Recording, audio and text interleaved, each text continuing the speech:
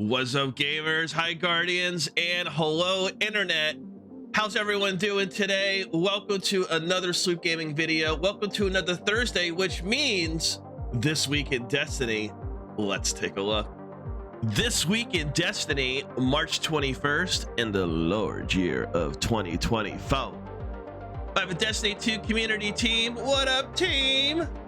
This week in Destiny, we are sharing all the details on the upcoming new content update, Destiny 2 Into the Light.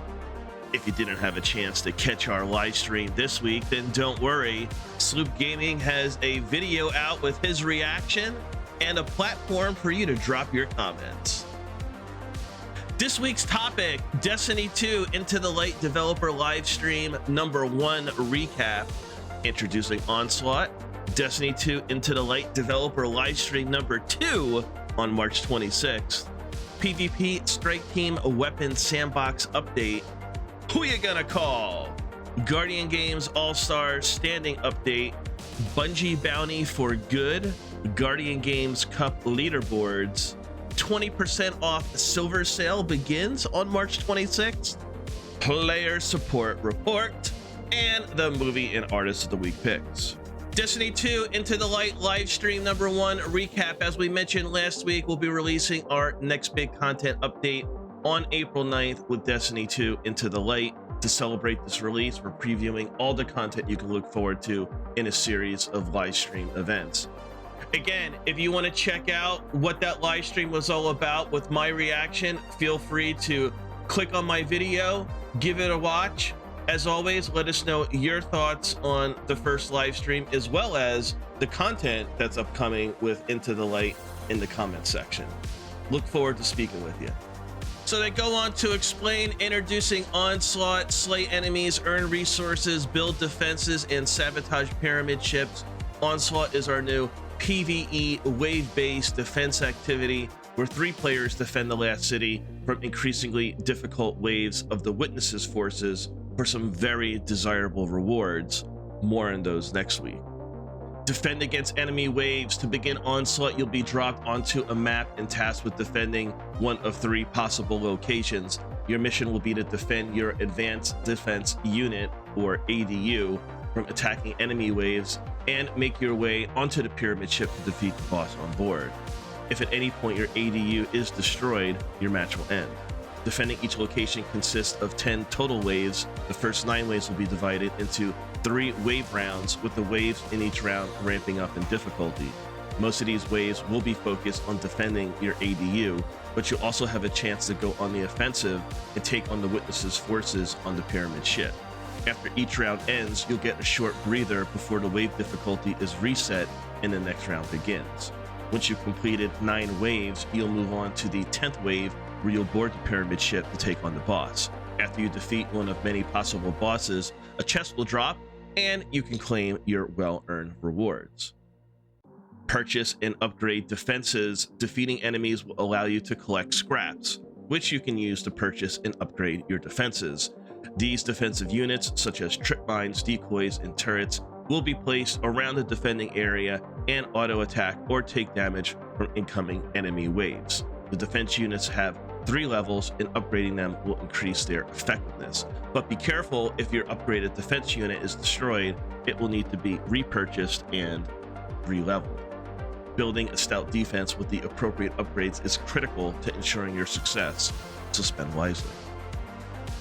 ADU batteries. During your defense, be on the lookout for ADU batteries that can drop from saboteurs and other special units. If your ADU has taken a beating, gathering these batteries will help you repair some health to your ADU and get it back in working order.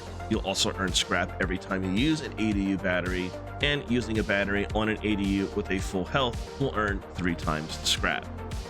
Complete bonus objectives. Throughout your defense, you'll have the opportunity to complete bonus objectives.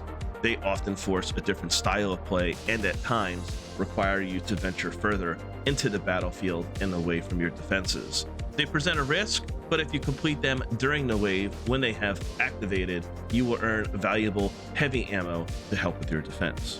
Continuing your defense. Once you successfully defended your location and defeated the boss, you'll continue to battle as you move to a new location to defend. Every 10 waves, the difficulty of all the enemies will increase, similar to the way the difficulty ramps up during continued runs in the coil.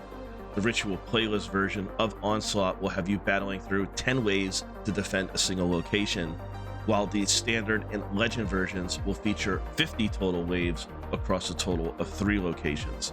Additionally, the legend version will have everything you've come to expect with the more challenging difficulty modes, including champions and weekly modifiers. More to come. We look forward to unleashing Onslaught with Destiny 2 into the light. We'll have more to share as we approach the release date, which includes details on Onslaught rewards in our next live stream, so don't miss it. More Destiny 2 into the light. Again, the next live stream is March 26th at 10 a.m. Pacific time. We still have a lot more to share on Destiny 2 into the light with 2 more live streams on the horizon. The next live stream will be on March 26th at 10 a.m. PT.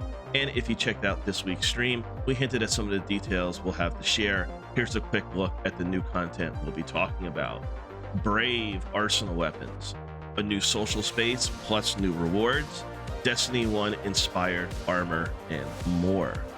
Now, every time I hear new armor introduced, that doesn't mean that it's going to be instantly transmoggable. Imagine that. Imagine giving us armor, right, that we can automatically use as an ornament, right? So why not just offer us the ornaments, all right, instead of the actual armor, because the armor in game does nothing for you. In addition to the exciting previews, you'll also have the chance to earn some sweet emblems just for watching. If you watch for at least 60 minutes across any of the 3 live streams, you'll earn the Those Held Dear emblem, and if you watch for at least 3 hours total, you'll also earn an additional emblem called Echo Diamond. The time requirements listed here are different than what we had originally announced because we are unable to adjust the requirements for active drops without removing progress already gained by players. We will be remaining live until 11:30 a.m. PT for the next 2 streams to give players extra time to earn these emblems. So here's a look at the emblems. Okay, completely different color palettes.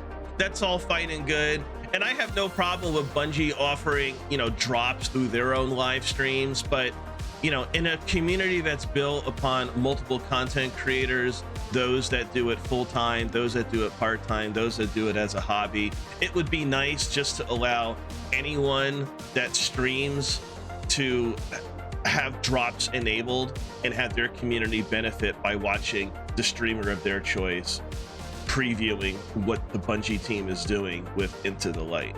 Just saying. PVP Strike Team Weapons Sandbox update. It's the PVP Strike Team here, and we wanted to give you an update on what we've been working on since our last update. We've been paying close attention to how the Weapons Sandbox has shaken out following the 7.3.5 changes, and we have begun the process of fine-tuning the sandbox for 7.3.6. It's very clear that some auto rifles are outperforming the competition in the mid-range, with precision auto rifles in general being outliers. This is not purely a prosecutor problem. In fact, 6 of the 10 best performing auto rifles in high skill lobbies are 450 precisions, with positive outlook being the strongest. In contrast, the Summoner, while usage is quite high, is not displaying nearly the same level of effectiveness in high skill lobbies, despite the Flint Striker perk in the artifact giving it a boost in PvP. After reviewing both the data and a large amount of player feedback, we're going to be making some changes aimed at providing more competition for auto rifles in mid-range engagements, along with decreasing the forgiveness of precision auto rifles to keep their ease of use in line with their lethality. Auto rifles, precisions, decrease base damage by 5%. Hand cannons, precisions, increased base damage by 6%. Adaptives, increased body shot damage by 1% and increased crit damage by 4%. This will give adaptive hand cannons a more forgiving range cushion and will also correct the issue preventing explosive payload from killing in 3 hits against all resilience levels within optimal range. For pulse rifles, rapid fires increase body shot damage by 3.5% and increase crit damage by 1%. Lightweight pulses increase body shot damage by 6% and increase crit damage by 3%. adaptives increase body shot damage by 5% and increase crit damage by 2. Scout rifles, rapid fires, increase base damage by 2%. Bows, lightweight, increased base damage by 6%. Note that Wishender and La Monarch are not affected by this change. Exotic weapons, Sunshot, increased critical hit damage against players in Crucible by 11% to allow it to kill in 3 crits. The Last Word, increased base damage by 6% to allow it to kill in 3 crits. General changes. Flinch in the new sandbox with the increased resilience on critical hits. Being flinched off target when using your primary weapons feels especially punishing, so we're taking steps to address that issue. Reduced flinch taken by all primary weapons by 15%. Who you gonna call? Bungie's collaboration with the Ghostbusters franchise went live on March 19th, bringing iconic in-game accessories to Destiny 2, including the Slimer exotic ghost shell, a Garaka-inspired exotic sparrow, and an Ecto-1 themed exotic ship. Slimer Papercraft gift starting on March 19th at 10 a.m. PT. Anyone who makes a purchase at the Bungie store will also receive a Slimer Ghost Shell Papercraft at no extra cost. You'll have the opportunity to grab this otherworldly goodie until 11:59 p.m. PT on March 31st. We wanted to clarify some information around this Papercraft. It's not a Bungie rewards item and cannot be earned via purchases of items in the Eververse store. Once a purchase is made at the Bungie store, customers will receive a link to download the PDF file of the Papercraft sent to the email address they have associated with their Bungie store account. Sorry for any previous confusion. Guardian Games All-Stars standing update. We're in the final days of Guardian Games All-Stars and the suspense has ramped up. After a dominant performance from Hunters over the first few days, Titan came roaring back, winning several days in a row. Now we have Warlocks on the board, showing they won't go down without a fight. With only a few days left, we'll no doubt see a strong final push from all classes.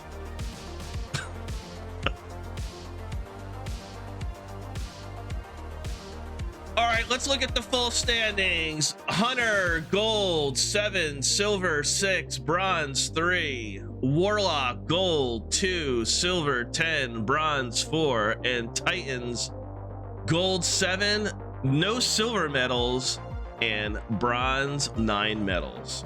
If you stash away a few diamond medallions for a rainy day, now is your chance to help turn the tide. I'll be honest with you, fam.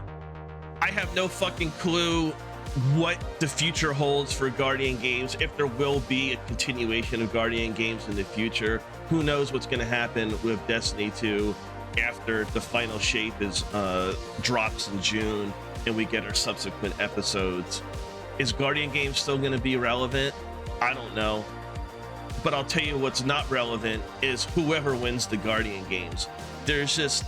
And I empathize with the devs here. They're in a lose-lose situation. There's no way to create an even playing ground. And even with keeping the systems in place that they had before, not taking away the class v class matchmaking, whatever they should have kept, whatever they could do, it'll never be good enough for the community. We'll never get a true this is how the winner is decided activity. It's unfortunate, but again, Guardian Games is a fun and free event. It's about camaraderie and a little fun, you know, chest poking here or there. But as far as an actual competition to see which class will prevail, it's all marketing bullshit. Just saying. Bungie Bounty for Good. The Bungie Foundation is excited to bring back the Bungie Bounty with a special charity twist. Beginning today, March 21st, the Bungie Foundation will host its first Bungie Bounty for Good live stream on its official Twitch channel. Here's how the Bungie Bounty will work. Defeat the Bungie Fire Team and earn the Light Lotus emblem exclusively for Bungie Bounty winners. For each point the Bungie Fire Team scores, the Bungie Foundation will donate $3 to a shared pot supporting Direct Relief and the International Rescue Committee. So they go on to explain that this is a live stream that they're offering for charity. they have their special selected teams. It would be great if more members of the community can participate in this. Not necessarily being a content creator, but if you're an active Destiny player, how come you're not able to put yourself in a position to be eligible to work with the Bungie Foundation to be part of what seems to be a very cool event? It shouldn't be exclusive to just streamers and influencers and what have you. If you're an active Destiny 2 player, if you put in the amount of hours, you should be eligible to team up and do this. Anyone can start a Twitch account. Come on, you know, again, this is for charity. It's fun. If you're interested in these preset teams that are participating, then go ahead and support them. But again, I see things like this and I'm just like, what about the rest of the community? How do we become more involved other than just spectators in it? What if we want to be active participants in it? So again, just my thoughts. What are yours? As always, let us know in the comments. Guardian Games Cup leaderboards update. With only a few days left, we wanted to provide an update on the leaderboards for the technical and charitable categories. Remember, the winners of each category get an amazing life-size physical all-star vector skimmer replica with the team's name engraved, one per team per category. Here's where we currently stand. So it just breaks down the list: top 10 fundraisers, top 10 medal dunks. It goes on to say the Guardian Games Cup concludes at 9:59 a.m. PT on March 26th. Check out their blog for full details on the Guardian Games Cup.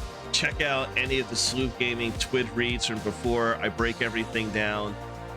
Congrats to all of these teams for not only raising awareness, but raising the funds that'll directly support these charitable organizations. And feel free to use the link that I have in description to support the Guardian Games Cup. At the very least, take that link and spread it on your own socials. My #1 goal here at the platform is to spread awareness.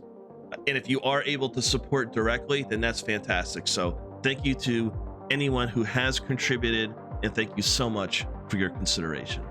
20% off silver starting March 26th. Starting on Tuesday, all silver packages will be discounted by 20% for 1 week through April 2nd. Look for the discount on the platform store of your choice beginning on Tuesday, March 26th. As a reminder, silver does not transfer between platforms on the same account. Player support report. Skate or die, Guardian. Passage of Persistence update. Beginning with update 7.3.5.2, the passage of persistence will no longer become flawed if players lose a match while still at 0 wins. Upon reaching 7 wins, the weekly adept weapon will be rewarded. Twitch drops. Players should ensure that they have successfully connected their Twitch and Bungie.net profiles in order to earn Twitch drops from live streams. Once earned, drops will be claimed on Twitch before they appear in game. For more information on how to enable and claim Twitch drops, please see our Twitch drops help article. Claim your event card items. This year's Guardian Games All-Star concludes at the weekly reset on March 26th. Players should claim any completed objectives and available rewards from their Guardian Games event card prior to the conclusion of the event. Those who have purchased the event card must also claim the Guardian Games event pack with the event card to obtain those items. The event card and any unclaimed rewards will no longer be available once the event ends. Known issues. While we continue investigating various known issues, here's a list of the latest that were reported to us in our #help forum. The Word of Crota hand cannon is using the incorrect stack group when viewed through the API. The silver tiered Chief Triumph may not unlock for some players after acquiring a higher tier score. Players who interact with the skimmer while strand grappling will ride the skimmer at an incorrect angle. When Radiant, the Warden's Law hand cannon does not gain benefits from anti-barrier rounds. For a full list of emerging issues in Destiny 2, review our known issues article. Players who observe other issues should report them to our #help forum. Skaters swim, or skate or Skate or skim, movie of the week. Sometimes life is just cool. You'll get some wood.